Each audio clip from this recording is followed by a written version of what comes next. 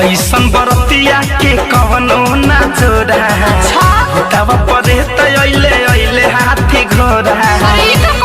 अरे सखी अरे दुल्हावत के करिए लगता हो ऐसन बरतिया के कवनो ना जोड़ा भूतवा परे तैले अइले हाथी घोड़ा।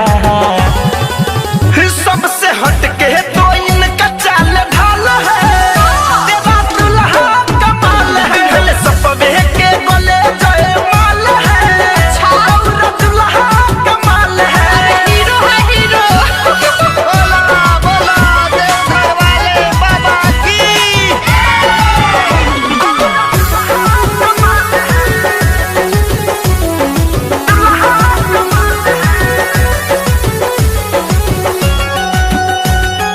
रिकॉर्डिंग बाय केसीपी म्यूजिक ढाका।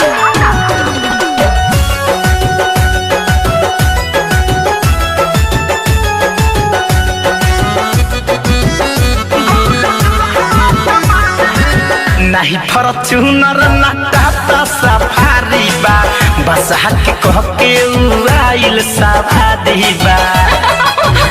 पूरा कंजूस से बका सखे।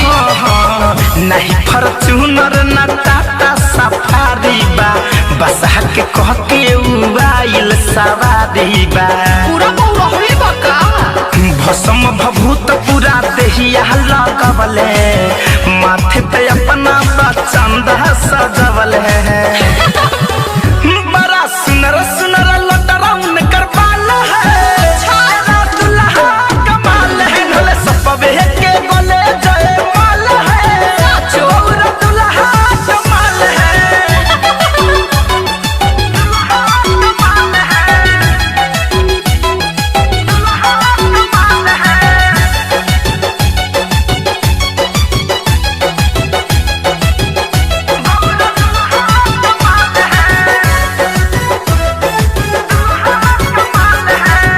केहू के लागे नाही उनका नजरिया हो दुल्हा तोहार लागे कजर से करिया हो।